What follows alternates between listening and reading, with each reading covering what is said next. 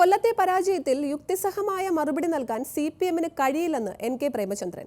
സാമുദായിക വർഗീയത ഉയർത്തിക്കാട്ടിയ പ്രചാരണമാണ് നടന്നതെന്നും തന്നെ സംഖ്യയാക്കിയുള്ള പ്രചാരണം മനുഷ്യത്വരഹിതമാണെന്നും പ്രേമചന്ദ്രൻ പറഞ്ഞു. വർഗീയ സാമുദായിക പ്രചരണം നടത്തിയതിൽ CPM മാപ്പ് പറയണമെന്നും പ്രേമചന്ദ്രൻ. കാരണം കൊല്ലം ലോക്സഭാ മണ്ഡലത്തിലെ തെരഞ്ഞെടുപ്പ് പ്രചാരണ പ്രവർത്തനങ്ങളിൽ പൂർണ്ണമായും സാമുദായിക വർഗീയത ഉയർത്തിക്കാണിച്ചുകൊണ്ടാണ് CPM പ്രചരണ പരിപാടികൾക്ക് നേതൃത്വം കൊടുത്തത്. ഞാൻ തെരഞ്ഞെടുക്കപ്പെട്ടാൽ ഉടൻ BJP-യിൽ ചേരും, കേന്ദ്ര മന്ത്രിസഭയിൽ അംഗമാകുമെന്ന് പ്രചരിപ്പിച്ച KN ബാലഗോപാലിൻ്റെ നേതൃത്വത്തിലുള്ള CPM കേന്ദ്ര നേതൃത്വം സംസ്ഥാന നേതാക്കളടക്കം നടത്തിയ വളരെ ഹീനമായ മനുഷ്യത്വരഹിതമായിട്ടുള്ള അപവാദ പ്രചരണം. കൂടുതൽ വിവരങ്ങളുമായി കൊല്ലത്ത് നിന്ന് ഷമീറാണ് നമുക്കൊപ്പം ചേരുന്നത്. ഷമീർ, NK പ്രേമചന്ദ്രന്റെ ഭാഗത്ത് നിന്ന് വളരെ ഗുരുതരമായ ആരോപണങ്ങളാണ് ഉണ്ടായിരിക്കുന്നത്. ഇതുമായി ബന്ധപ്പെട്ട പാർട്ടി വൃത്തങ്ങളിൽ നിന്ന് എന്തെങ്കിലും വിശദീകരണം ഉണ്ടായിട്ടുണ്ടോ?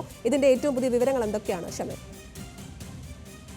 സാധാരണഗതിയിൽ ഇത്തരമൊരു പരാജയം സംഭവിച്ചു കഴിഞ്ഞാൽ ഒരു വാർത്താക്കുറിപ്പോ അല്ലെങ്കിൽ മാധ്യമങ്ങളെ കാണുന്ന പതിവ് CPM-ന്റെ ജില്ലാ നേതൃത്വത്തിനുണ്ട്. പക്ഷേ NK പ്രേമചന്ദ്രനും മുകേഷും തമ്മിൽ നടന്ന മത്സരത്തിൽ മുകേഷ് വലിയ രീതിയിലുള്ള പരാജയം ഏറ്റുവാങ്ങി. ഏതാണ്ട് 1.5 ലക്ഷം വോട്ടിന്റെ കുറവ് CPM-ന് ജില്ലയിൽ സംഭവിക്കുകയും ചെയ്തു.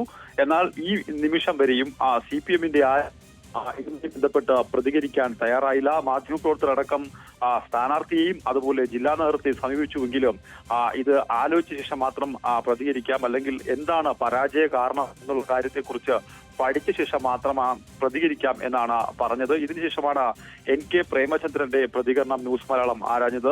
NK പ്രേമചന്ദ്രൻ പറയുന്നത് സാമുദായിക ധ്രുവീകരണം നടത്തി, വർഗീയ ധ്രുവീകരണം നടത്തി വോട്ട് നേടാമെന്ന CPM-ന്റെ ശ്രമമാണ് കൊല്ലത്ത് പാളിയത്. അതുതന്നെയാണ് സംസ്ഥാനത്തുടനീളവും CPM നടപ്പിലാക്കിയത്. അതുകൊണ്ടാണ് കനത്ത പരാജയം കൊല്ലത്തടക്കം നേരിടേണ്ടി വന്നതെന്നും പറയുന്നു.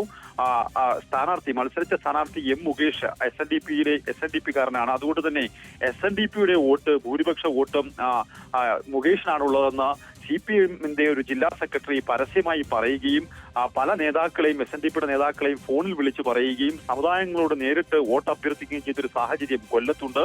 അതുകൊണ്ട് തന്നെ അത് വോട്ടായി പ്രതിഫലിച്ചില്ല. അതുപോലെ 2014, 2019 തെരഞ്ഞെടുപ്പുകളിൽ തന്നെ സംഖ്യയാക്കാൻ ശ്രമിച്ചു.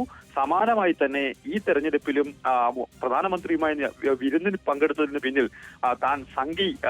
താൻ സംഖ്യയാണെന്ന് പറഞ്ഞുകൊണ്ടും മുസ്ലിം സമുദായത്തിന്റെ വോട്ട് CPM-ലേക്ക് എത്തിക്കാൻ ശ്രമിച്ചു എന്നും പറഞ്ഞായിരുന്നു CPM-ന്റെ പ്രചരണം.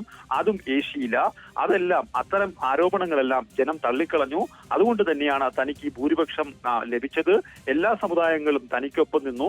വർഗീയ ധ്രുവീകരണം നടത്തുന്ന പ്രചരണം CPM അവസാനിപ്പിക്കണം, അല്ലെങ്കിൽ CPM-ന് വലിയ നഷ്ടമുണ്ടാകും. അവരുടെ 1.5 ലക്ഷം വോട്ടുകളാണ് മണ്ഡലത്തിൽ കുറഞ്ഞത്. ഇനിയും CPM അത് മനസ്സിലാക്കിയില്ലെങ്കിൽ വലിയ നഷ്ടം CPM-ന്റെ വലിയ പ്രതാപമുള്ള ഒരു ജില്ല, കണ്ണൂർ കഴിഞ്ഞാൽ ഏറ്റവും പ്രതാപമുള്ള ഒരു ജില്ലയിൽ വലിയ നഷ്ടം CPM-ന് ഉണ്ടാകുമെന്നുമാണ് NK പ്രേമചന്ദ്രൻ ന്യൂസ് മലയാളത്തോട് പറഞ്ഞത്.